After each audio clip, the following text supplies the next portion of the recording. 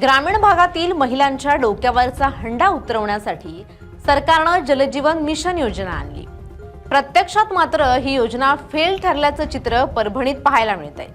परभणीच्या वाघी गावाला पाणी मिळावं म्हणून जलजीवन मिशनच्या माध्यमातून कोट्यवधींचा निधी मंजूर झाला, मात्र गावाला अजून काही पाणी मिळालं नाहीये। त्यामुळे सरकार मायबाप आमच्या डोक्यावरचा हंडा कधी उतरवणार अशी आर्त हाक येथील महिलांनी दिली आहे। पाणी टंचाईचं भीषण वास्तव दाखवणारा हा खास रिपोर्ट बघूयात। भर उन्हात कमरेवर हंडा आणि हातात पोहरा घेऊन पाण्याच्या शोधात भटकंती करणाऱ्या या आहेत वाघी गावच्या महिला।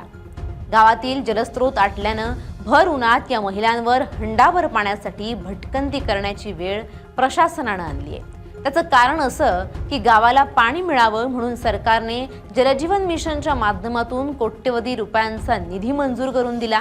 निधी मिळाल्यानंतर ठेकेदारानं काम सुरू केलं। आता काम सुरू होऊन अनेक महिने उलटलेत, मात्र अजून गावात काही पाणी पोहोचलेलं नाहीये।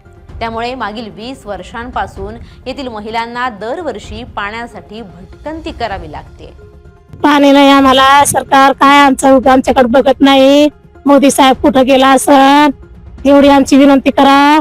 पाणी नाही, 2 घंटा झाले तर बसली, पाणीच येईन। गडोळी आलं, गाळ होते, गाळच नाही बुजली ती हिरी, पाणीच येईन। सकाळपासून 6 वाजल्यापासून आली नाही, एक खेप नेऊन टाकली आणि आता हांडा भरायला तर पाणीच येईन। आता बसली पाण्यासाठी, येईन म्हणून थांबून भरणार आहे। आता पाईपलाईन अर्धी बुजली ना अर्धी केली, चालते पाईपलाईनच नाही। हा येतच नाही ते घराकडं, मतदानाच्या टायमाला येतात, पुन्हा मरते का बस वाचते ते काही कळत नाही त्याला। टँकर काहीच नाही, टँकरच नाही। 20 वर्षापासून झाला असं आम्हाला पाणी नाही इथं। आम्ही 6 वाजता येतात, 6 वाजता येतात पाण्याला, तर 8ला वापस जातात। 8ला एक खेप झाली की मग 10 वाजतात, 11 वाजतात। आम्हाला विचारच नाही, पाण्याचा टाइमच कळत नाही।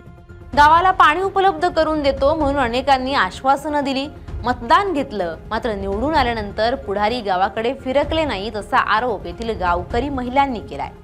दुसरीकडे आमच्यावर प्रशासन देखील उदास असल्याचं म्हणत टँकर उपलब्ध करून दिलं जात नसल्याचा आरोप करण्यात आलाय। त्यामुळे सरकार मायबाप आमच्या डोक्यावरचा हंडा कधी उतरवणार का अशी आर्त हाक या महिलांनी सरकारकडे केली आहे।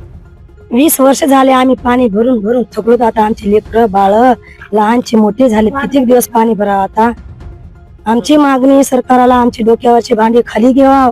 आमची मागणी आहे एवढा, आम्हाला पाणी लाईन पाईप करून पाणी द्यावा। दररोज किती किलोमीटर पाणी? 2 किलो, आम्ही 2 किलोमीटर आहे आम्हाला। 2 किलोमीटर आणि 2 भांडे न्यायला आणि यायला लय उशीर होते आम्हाला।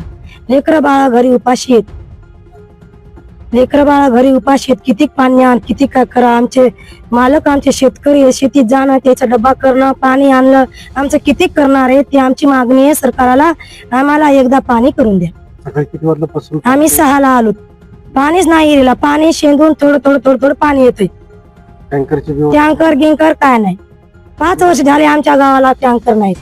5 वर्षापासून हा, लाईन पाईप झाली, काही बुजली, काही राहिली। पाणी कसं घेऊन जात मग? असंच पाणी बसायचं। एक जण ज्या रस्त्याला उन्हात भीती वाटते, कसं जावं कसं यावं म्हणून आम्हाला दोघी जणी आम्ही संगम येतो। त्याचे 2 भांडे ना आपले 2 भांडे करून पाणी इथं येऊन बसल्यावर लेकर बाळा घरी उपाशीच आहेत। सरकारकडून काय? सरकार कोण, आमची एवढीच मागणी आहे, सरकार आमच्या डोक्यावरची भांडी खाली घ्यावा आणि आम्हाला एकदा वाघे धांडरामध्ये पाणी करून द्यावा। हीच परिस्थिती अनेक गावात आहे।